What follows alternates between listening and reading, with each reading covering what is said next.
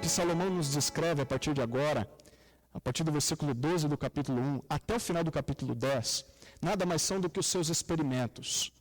Aquilo que ele provou, aquilo que ele examinou, que ele testou, para chegar à conclusão que a gente acabou de ler. Tudo é ilusão. Então, por que será que, mesmo sendo o homem mais rico, o homem mais sábio da sua época, e tendo a oportunidade de buscar respostas aos maiores dilemas da existência humana, por que será que Salomão concluiu que tudo é Hebel? Por que tudo é ilusão, tudo é vaidade, tudo é inútil, Salomão? Vamos então olhar para os seus experimentos. Capítulo 1, versículo 12, até o final do capítulo 10. Nós não vamos ler tudo, obviamente, né? Vamos ler alguns versículos, alguns trechos aí. Antes de nós mergulharmos nesses argumentos que são levantados nesses capítulos, é preciso fazer uma ponderação aqui muito importante. Nesse livro, Salomão não está tentando falar algo para nós em nome de Deus, como se fosse uma palavra vinda da própria boca do Senhor a mim e a você. Sim, a escrita desse livro ela foi inspirada pelo Espírito Santo, eu não estou negando isso. Mas o que Salomão faz em Eclesiastes é nos falar algo da parte do homem. Da parte do homem, eu vou explicar isso aqui. Durante todo o livro, Salomão vai nos mostrar conclusões que ele chegou tentando achar sentido nessa vida simplesmente através das lentes humanas, colocando óculos de homem apenas e olhando para o mundo com uma visão terrena das coisas. Por isso nós precisamos compreender que grande parte do que nós vamos ler aqui não passa de uma percepção da vida, que foi constatada por um homem que é pecador, e um homem que vive em um mundo caído no pecado. Então o propósito desse autor não é dar explicações de questões além dessa vida, por exemplo, como a ressurreição, por exemplo, como o céu ou o inferno. Salomão não tem esse propósito. Pelo contrário, o alvo dele é tentar achar sentido nas coisas da vida, apenas observando o mundo ao seu redor.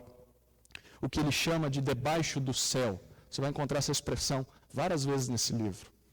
E por fazer isso, você vai perceber que há várias coisas nessa vida que parecem contraditórias e que não têm uma resposta simples ou uma resposta satisfatória.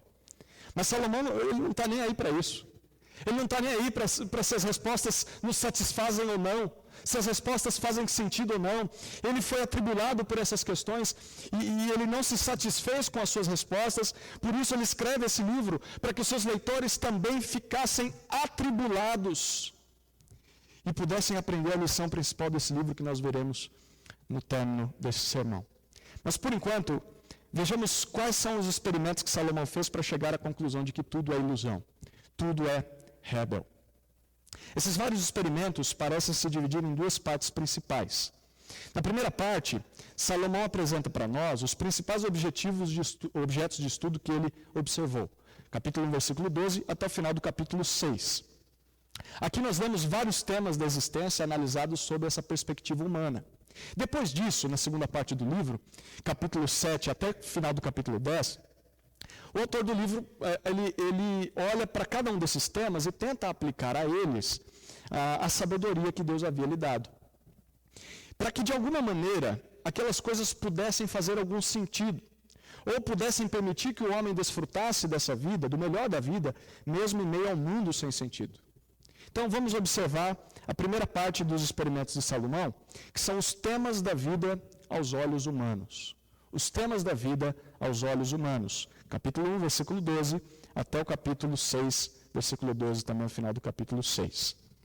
Como eu já disse, a conclusão do autor de Eclesiastes é que aos olhos humanos, tudo nessa vida é incoerente. Tudo nessa vida não faz sentido, é uma grande ilusão. E na verdade, parece que a organização desse livro também seguiu esse mesmo esquema. Porque quando você lê o livro de Eclesiastes, até mesmo a sua estrutura, os temas, a estrutura, a maneira com que os temas são montados, parecem não fazer sentido. Porque Salomão trata de um assunto, depois ele trata de outro, depois ele volta ao mesmo assunto, depois ele cita outro assunto, ele está falando de um, inclui outro no meio, e parece que isso aqui é proposital. É proposital. É por isso que muitos comentaristas têm muita dificuldade em entender como é que o livro se estrutura. Então, o que eu vou propor para vocês aqui é uma tentativa de dar sentido às palavras desse livro, dando um resumo de tudo que os comentaristas apresentam para nós, aqueles que se debruçam nesse livro. Então, nesse trecho, no primeiro, capítulo 1, versículo 12, até o final do 6, Salomão tentou encontrar sentido à vida, olhando para a vida apenas como um ser humano. E para o que ele olhou? O que ele observou? Onde ele tentou encontrar sentido para a sua existência? Nós poderíamos dizer que ele fez 7 análises. Foram 7 tentativas de achar sentido na vida. Primeira tentativa de encontrar sentido à vida foi na sabedoria. Na sabedoria. Capítulo 1, versículos 12 até 18 dizem isso. Nós já leremos alguns versículos desse trecho. Salomão decidiu encontrar satisfação na sabedoria e no conhecimento. Então ele usou aquela inteligência que Deus tinha dado para ele para estudar ainda mais a própria sabedoria. Ele usa a sabedoria que ele tem para estudar a própria sabedoria. Sabe qual foi a conclusão de Salomão? Capítulo 1, versículos 17 e 18. Por isso, dediquei o coração a compreender a sabedoria e o conhecimento. Mas aprendi que isso também é perseguir o vento. Porque em muita sabedoria há também muita frustração. Quanto maior o conhecimento, maior é a tristeza. Toda essa empreitada não passou de uma tarefa inútil. É como se ele estivesse perseguindo o vento. Aqui é outra ideia para tentar expressar a palavra rebel, o que é ilusão. O estudar muito traz frustração, porque quem mais sabe, quanto mais você sabe algo, mais você descobre que não sabe nada. Isso também traz muito desgosto. A segunda tentativa de encontrar sentido à vida foi no prazer. No prazer. E nós vemos isso no capítulo 2, versículos 1 até 3. Salomão decide se entregar aos efeitos do álcool, mas ele vai até o limite de não ficar embriagado. Ele quer curtir o máximo. Ele era sábio, então ele sabia o ponto em parar, mas ele ficava muito alegre com o vinho. E ele tenta desfrutar, enquanto está ali sob os efeitos do álcool, tenta desfrutar de todo tipo de prazer que essa vida pode oferecer. Sabe o que ele concluiu? Olha os versículos 1 e 2 do capítulo 2. Eu disse a mim mesmo, vem, experimenta a alegria, desfruta o prazer. Mas isso também era ilusão. Concluí que o riso é loucura e que a alegria de nada vale. A vida em busca de alegria e prazer é uma vida louca. É uma vida sem sentido. No final das contas, curtir a vida de nada vale para encontrar sentido na vida. Isso também é ilusão. A terceira tentativa de se encontrar sentido à vida foi no trabalho. Se não está nem na sabedoria, nem no prazer, só pode estar no trabalho. E Salomão faz isso nos versículos 4 até o versículo 26 do capítulo 2. Mais precisamente, Salomão volta os seus olhos para o resultado do trabalho. Ele volta os olhos para o lucro e as riquezas. E ele acumulou muito ouro, muita prata, ele construiu grandes empreendimentos, ele comprou tudo de bom e do melhor, tudo aquilo que o dinheiro poderia comprar. Então, Salomão encontrou sentido da vida, certo? Sim ou não? Vamos descobrir? Olha o capítulo 2, versículos 22 a 25. Pois o que o homem ganha com todo o seu trabalho e com a aflição do coração com que se esforça debaixo do sol? Durante todos os seus dias, seu trabalho é dor e frustração. O seu coração não descansa nem de noite. Isso também é absurdo. Não há nada melhor para o homem do que comer e beber e permitir-se ter prazer no seu trabalho. Vi que isso também vem da mão de Deus. E quem pode desfrutar da comida e da vida sem Ele? Perceba, para tentar ficar rico, Salomão conclui que o homem trabalha muito e esse trabalho gera apenas desgosto e cansaço. Portanto, ao invés de tentar conquistar tudo com o trabalho e tudo aquilo que o dinheiro pode comprar, é melhor curtir aquilo que Deus nos dá e se satisfazer com o emprego que nós temos, porque no final das contas, tudo é absurdo. A realização da vida não está no tanto trabalhar. Bom, vemos a quarta tentativa de encontrar sentido à vida, é no tempo. No tempo, capítulo 3, um dos capítulos mais conhecidos de toda a Bíblia, mas mais mal compreendidos também. Quem sabe se Salomão conseguisse entender os ritmos, as estações do mundo e pudesse controlar as coisas que acontecem, controlar o tempo, então ele encontraria satisfação para a alma. Sabe qual foi o resultado desse experimento? Capítulo 3, versículo 11, olha o que diz. Tudo, ele está se referindo a Deus. Olha o 3, 10 e 11. Tenho visto que a tarefa difícil que Deus deu aos homens para nelas se ocuparem. Tudo o que ele fez é apropriado ao seu tempo. Também colocou a eternidade no coração do homem. Mesmo assim, ele jamais chega a compreender inteiramente o que Deus fez. Salomão conclui que as coisas que Deus fez são belas e que vão acontecer do jeito que Deus determinou. E tentar controlar essas coisas é uma tarefa muito difícil para o homem. E Salomão diz que mesmo que Deus tenha colocado dentro do homem um desejo pelo eterno, um desejo pela eternidade, um desejo por sair desse tempo e poder controlar o tempo, o homem não consegue reconhecer essas coisas e que por isso tenta controlar o tempo. Porém, olha o que ele diz no versículo 15. O que já existiu e o que há de ser também já existiu. Deus trará de novo o que já passou. É impossível controlar o tempo. O tempo é cíclico. E não há nada de novo em ficar observando o tempo. Se você gastar 1 ano da sua vida apenas olhando para tudo que acontece no mundo, você vai perceber que tudo se repete o tempo todo. Há tempo para isso, há tempo para aquilo, há tempo para isso, há tempo para aquilo. É o capítulo 3 de Eclesiastes. Por isso, olha o versículo 22. Assim concluí que não há nada melhor para o homem do que desfrutar do seu trabalho, porque esta é a sua recompensa. Pois quem o levará a ver o que acontecerá depois que ele se for? Salomão conclui que ao invés de tentar evitar os tempos ruins da vida, que os momentos ruins nos alcancem, ou de tentar controlar o tempo para que a gente possa desfrutar apenas de dias bons, Salomão diz, olha, o melhor é aceitar. O melhor é aceitar e desfrutar de cada momento que Deus nos dá, seja ele um momento bom, seja um momento ruim, porque ninguém sabe o que vai acontecer depois disso. Você não sabe se vai ter a mesma oportunidade amanhã. Então, curta agora e desfrute o que está vindo para você, porque não dá para controlar o tempo.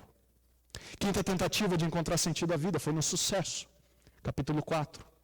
No sucesso. Se o sentido da vida não está no trabalho, então deve estar no sucesso que é alcançado pelo trabalho. Sim ou não? Salomão observa o que as pessoas fazem para se obter sucesso.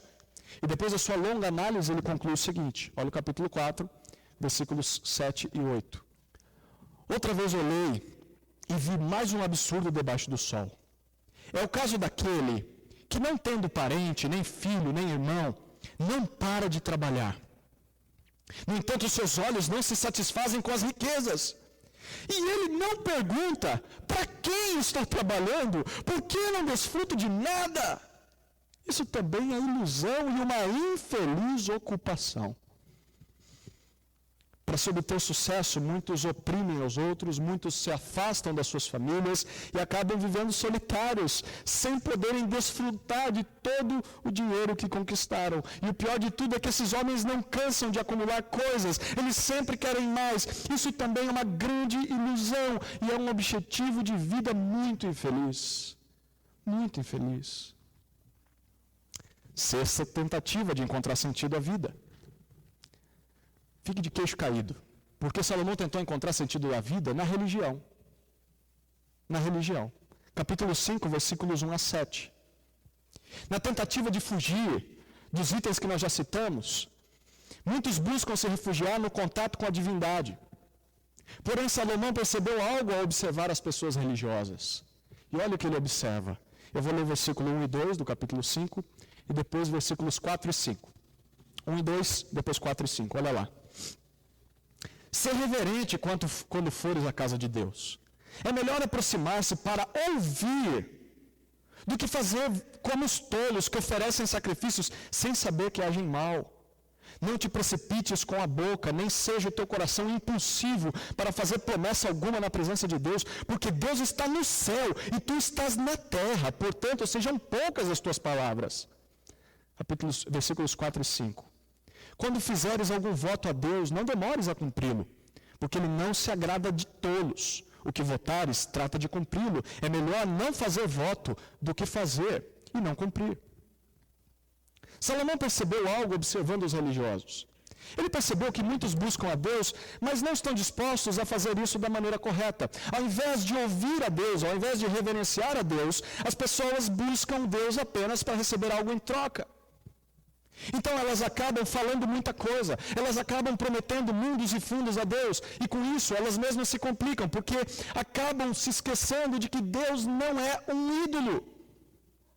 Deus não é um ser a quem nós buscamos apenas para receber algo em troca.